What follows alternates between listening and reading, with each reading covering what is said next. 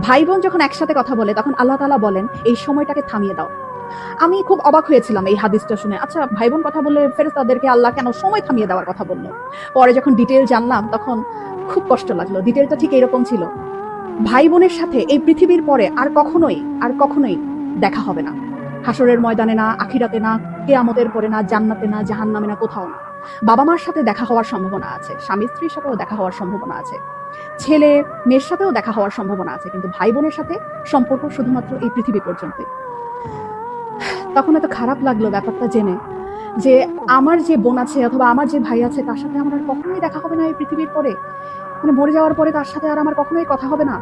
এত ক্ষণস্থায়ী একটা সম্পর্ক আমাদের। যারা সম্পত্তি নিয়ে ঝামেলা করে ভাই বোনের সাথে কথা বলে না, যারা অনেক ঝগড়া বিবাদের কারণে ভাই বোনদের সাথে কথা বলা বন্ধ করে দেয়, তারা না করেন না এই ব্যাপারটা। সময়টা না খুব কম আমাদের, খুব কম। এত কম সময় নিয়ে আমরা পৃথিবীতে এসেছি এবং এই কম সময়ের মধ্যে আমরা আবার কলুষতা, আমরা আবার ঝগড়া বিবাদ এইরকম করে আমাদের এত কাছের এত আপন একটা মানুষ, একই পেটের মায়ের পেটের বোন, মায়ের পেটের ভাইয়ের সাথে কথা বলা বন্ধ করে দিলাম। এই মানুষগুলোর সাথে তো আমাদের আর পৃথিবীর পরে দেখাও হবে না, কথা হবে না। কি দরকার মনে এত কষ্ট রেখে? ভুলে যাই না সব, ভুলে যাই। অল্প